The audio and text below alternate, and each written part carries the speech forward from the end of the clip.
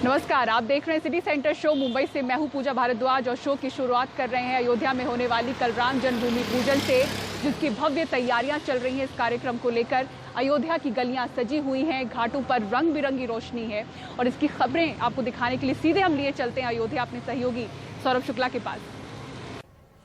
हमको नहीं पता जब वनवास काट के प्रभु श्री राम अयोध्या वापस आए थे तो अयोध्या कैसे सजाई गई थी। लोग कहते हैं दिवाली मनाई गई थी, जिसके बाद हर साल दिवाली के दिन दीप जलाए जाते हैं, लेकिन हमें ये पता है कि भूमि पूजन से एक दिन पहले अयोध्या कैसे दिख रही है। आप देखें, ये राम की पैड़ी है, पूरी राम की पैड़ी से आप देखेंगे उस पुल तक तमाम आपको दीपक ही दीपक नज़र आएंगे। लाखों दिए जलाए गए हैं और जो पूरा ये प्रांगण है, ये सैकड़ों साल पुराने मंदिर हैं, इनको सजाया गया है। और रात की काफ़ी रात हो गई है, लेकिन फिर भी लोग यहाँ पर पहुँच रहे हैं और यहाँ पर देखिए कोई दीप प्रवाह कर रहा है, कोई चुपचाप बैठा है, कोई भजन कर रहा है, कीर्तन कर रहा है और तमाम मीडिया का भी यहाँ पर जमावड़ा है। और कल प्रधानमंत्री मोदी यहाँ पर पहुँचेंगे, भूमि पूजन किया जाएगा। भव्य राम मंदिर का निर्माण करवा रही है भारत सरकार सुप्रीम कोर्ट के आदेश के बाद, और ट्रस्ट बनाया गया है उसके लिए। और आज शाम को राम मंदिर ट्रस्ट की तरफ से तस्वीरें जारी की गई हैं और इन तस्वीरों के जरिए हम देख सकते हैं कि राम मंदिर कैसा दिखेगा। इन तस्वीरों में आप देख सकते हैं कि राम मंदिर कितना भव्य होगा। ये राम मंदिर का मॉडल है। मंदिर का यह डिज़ाइन वास्तुकार निखिल सोमपुरा ने तैयार किया है। रामलला के मंदिर के लिए इससे पहले वीएचपी का पुराना मॉडल हमारे सामने था। इसे निखिल के पिता चंद्रकांत सोमपुरा ने तैयार किया था। अब पुराने डिजाइन में कुछ बदलाव किया गया है। मंदिर के नए मॉडल में ऊंचाई, आकार, क्षेत्रफल और बुनियादी संरचना में काफी परिवर्तन है। आर्किटेक्ट प्रोजेक्ट के अनुसार मंदिर को बनाकर तैयार होने में 3 से 3.5 साल का समय लगेगा। मंदिर 3 मंजिला होगा और यह वास्तुशास्त्र के हिसाब से बनाया जाएगा। मंदिर के शिखर की ऊंचाई बढ़ाकर 161 फुट की गई है। इसके साथ ही शिखरों की संख्या 3 से बढ़ाकर 5 की गई है। मंदिर के जमीन का आकार भी बढ़ा दिया गया है। जहां रामलला का गर्भगृह बनेगा, उसके ऊपर के हिस्से को ही शिखर बनाया जाएगा। अयोध्या में भूमि पूजन से पहले तैयारियां जोरों पर हैं। आपको दिखाते हैं दिन भर की वो तस्वीरें कि किस तरीके से अयोध्या को सजाया संवारा जा रहा है। मणिदास मंदिर में आरती और शंखनाद हुआ। पुजारियों और श्रद्धालुओं ने बड़े स्तर पर मंदिर में घंटे बजाए। समारोह में बनने वाली मिठाइयों की भी तस्वीरें आईं। रेलवे स्टेशन सजे। हनुमानगढ़ी में भी प्रार्थना हुई। वहीं जगह जगह सुरक्षा के लिहाज से बड़े पैमाने पर पुलिस भी तैनात नजर आई।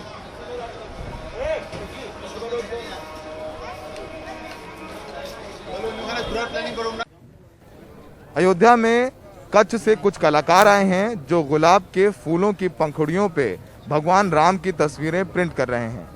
ये फूल भूमि पूजन के समय अर्पित किए जाएंगे। इन फूलों पर भगवान राम की तस्वीरों के साथ साथ प्रधानमंत्री मोदी, योगी आदित्यनाथ की भी तस्वीरें हैं।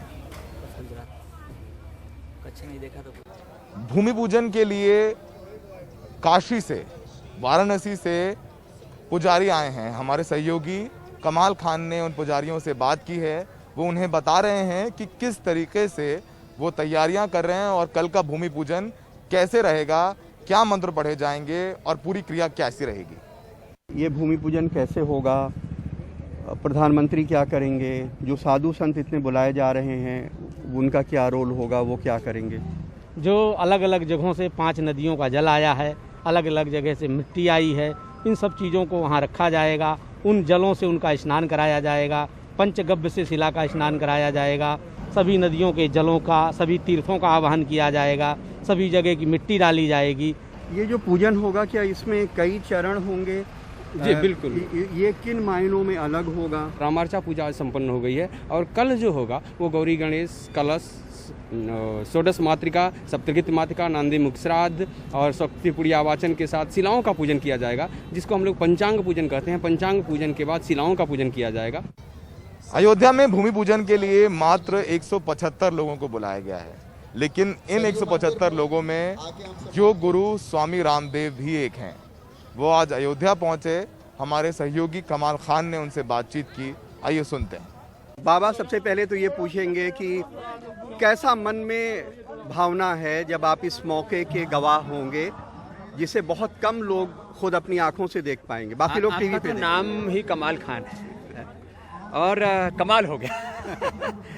आज जो हिंदू और मुसलमान के नाम पर बंटवारा है, हमारे पूर्वज तो हम नहीं बदल सकते, मूल को कैसे भूल जाएंगे हम? तो राम हमारे पूर्वज हैं, इस नाते वो हिंदुओं के भी पूर्वज हैं। कुछ मुसलमान भाइयों को जब मैं बात कहता हूँ, कहते हैं बात तो स्वामी जी सही कह रहे हो, लेकिन ये मामला थोड़ा सांप्रदायिक हो रहा है। मैंने कहा भाई देखो, सांप्रदायिक हो कुछ भी हो, हमारे मजहब अलग हो सकते हैं, पूर्वज तो अलग नहीं।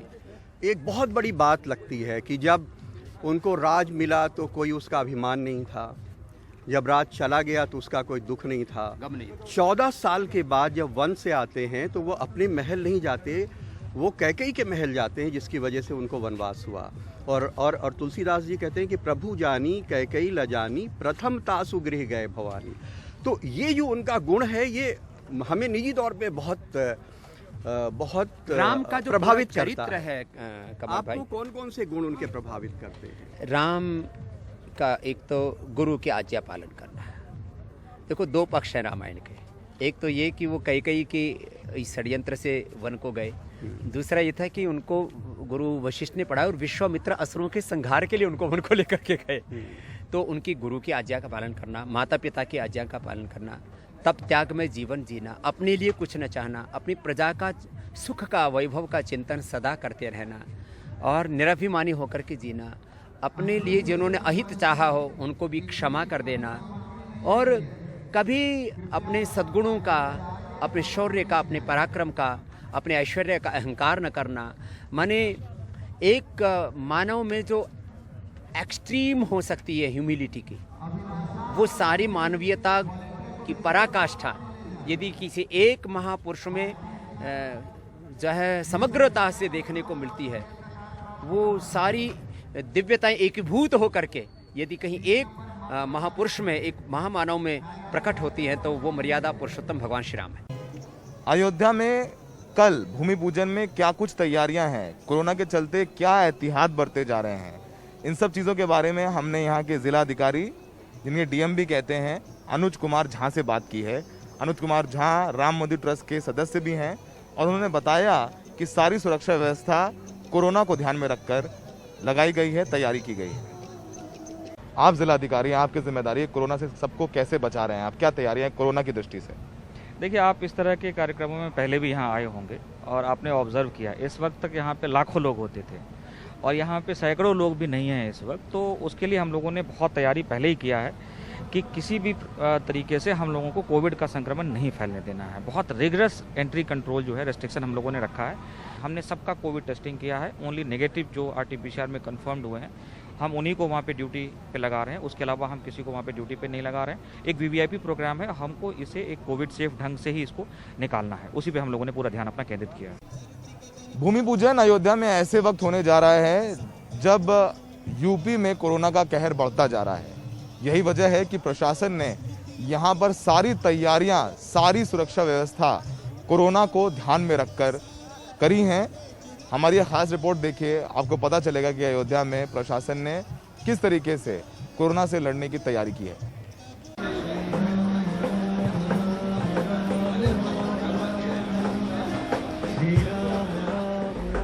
हनुमानगढ़ी में पीपीई किट पहने श्रद्धालु की ये तस्वीरें राहत देने वाली है। प्रधानमंत्री राम की नगरी अयोध्या में भूमि पूजन के आयोजन में 3 घंटे मौजूद रहेंगे। भूमि पूजन से पहले मंगलवार को हनुमानगढ़ी में निशान पूजन किया गया, लेकिन कोरोना का डर भी लगातार बना हुआ है। मंगलवार को राम मंदिर के दूसरे सहायक पुजारी भी कोरोना पॉजिटिव पाए गए हैं, लेकिन फिर भी मंदिरों में पुजारी हो या श्रद्धालु मास्क लगाए नहीं दिखते हैं। श्री हनुमान जी महाराज के दरबार में किसी प्रकार का कोई कोरोना नहीं है। आनंद की बात है। वैसे हम लोगों को एहतियात बरतना चाहिए। वैसे हमने भी अभी तत्काल के मास्क नहीं लगा रखा है, लेकिन किसी प्रकार का कोरोना का कोई भय नहीं है। अयोध्या में किसी भी संत को कोई कोरोना नहीं है। यूपी सरकार के मुताबिक प्रधानमंत्री मोदी के साथ मंदिर में सिर्फ 2 पुजारी और कुछ सुरक्षा कर्मी मौजूद रहेंगे। आयोजन में अतिथियों के बैठने के लिए कुर्सियों में 8 फीट की दूरी रखी जाएगी। मंदिर में काम करने वाले सभी कर्मचारियों को 3 लेयर का मास्क दिया गया है। बुधवार को सिर्फ वही लोग अयोध्या में जा पाएंगे जिन्हें निमंत्रण पत्र दिया गया है। यहां तक कि बंदरों और गायों को आयोजन से दूर रखने के लिए उन्हें चने और फल खिलाने के आदेश दिए गए हैं। सुरक्षा में यूपी पुलिस के अलावा आरएएफ की टीमें भी तैनात की गई हैं। सरयू नदी से लेकर के राम की पैड़ी से लेकर के अयोध्या के आखिरी कोने तक पूरा शहर दीपों से जगमगा रहा है, पीले रंग से रंगा हुआ है और प्रशासन भी कोशिश कर रहा है कि कैसे कोरोना के कहर से बचाया जाए अयोध्या को। इतना बड़ा आयोजन है, यही वजह है कि आयोजन में जो भी कर्मचारी, जो भी सुरक्षा कर्मी तैनात किए गए हैं उनका कोविड टेस्ट कराया गया है और जो कोविड नेगेटिव हैं उन्हें ही आयोजन में काम करने की अनुमति दी गई है, उन्हीं को वहां पर तैनात किया गया है। अयोध्या में सहयोगी अश्विनी मेहरा, प्रमोद श्रीवास्तव और आलोक पांडे के साथ सौरभ शुक्ला, एनडीटीवी इंडिया। राम की नगरी अयोध्या में आज सिटी सेंटर में बस इतना ही। बाकी की खबरों के लिए आपको सीधे ले चलते हैं बंबई, जहां पर हमारी सहयोगी पूजा भारद्वाज मौजूद हैं। शुक्रिया सौरभ। तो मेरे सहयोगी आपको दिखा रहे थे सीधा कवरेज अयोध्या से, किस तरह से भव्य तैयारियां भूमि पूजन को लेकर यहां पर चल रही हैं। इसी के साथ वक्त हो चला है ब्रेक लेने का इस शो में। ब्रेक के बाद आपको दिखाएंगे फिर से इस बारिश मुंबई हुई पानी पानी।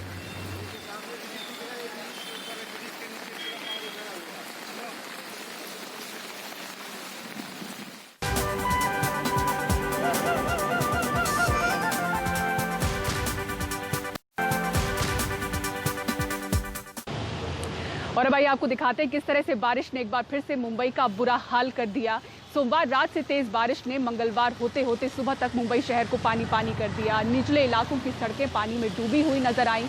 मलाड में एक जगह चट्टान खिसकी, लोग जान बचाकर भागे और पूरे शहर की रफ्तार किस तरह से थमी हुई दिखी। सुनील सिंह की इस रिपोर्ट में देखिए। मुंबई में रात भर जारी बारिश से मालाड हाईवे पर पहाड़ की चट्टानें कुछ इस तरह खिसक कर सड़क पर आ गईं कि वहां मौजूद लोगों को जान बचाकर भागना पड़ा। गनीमत रही कि कोई जनहानि नहीं हुई, लेकिन इसके चलते घंटों यातायात बाधित रहा। मुंबई के सभी लो लाइन इलाकों में पानी जमा हो गया था। सड़कों पर वाहनों की आवाजाही रुक गई। चेंबूर की पोस्टल कॉलोनी में हर साल की तरह इस बार भी घरों में पानी भर गया। आप देखिए कि किस तरह से पानी जो है इतना भर गया है कि सामान को ऊपर रखना पड़ रहा है। राज्य के पर्यावरण मंत्री आदित्य ठाकरे और बीएमसी आयुक्त इकबाल चहल ने सायन में पानी के बीच जाकर हालात का जायजा लिया। कोऑर्डिनेशन अच्छा है, एमएमआरडी हो, बीएमसी हो, सारे जो एजेंसीज हैं, तो इस कोऑर्डिनेशन की वजह से ऑफ कोर्स काफ़ी एक प्रॉब्लम का हल निकलेगा। गनीमत रही कि दोपहर आते आते बारिश रुक गई, वरना 12 बजे के बाद समंदर में हाई टाइड था। शहर में हालात और विकट हो सकते थे। मैं इसमें बांद्रा के रिक्लेमेशन पे हूँ और हम देख सकते हैं कि किस तरह से समंदर तूफान पे है।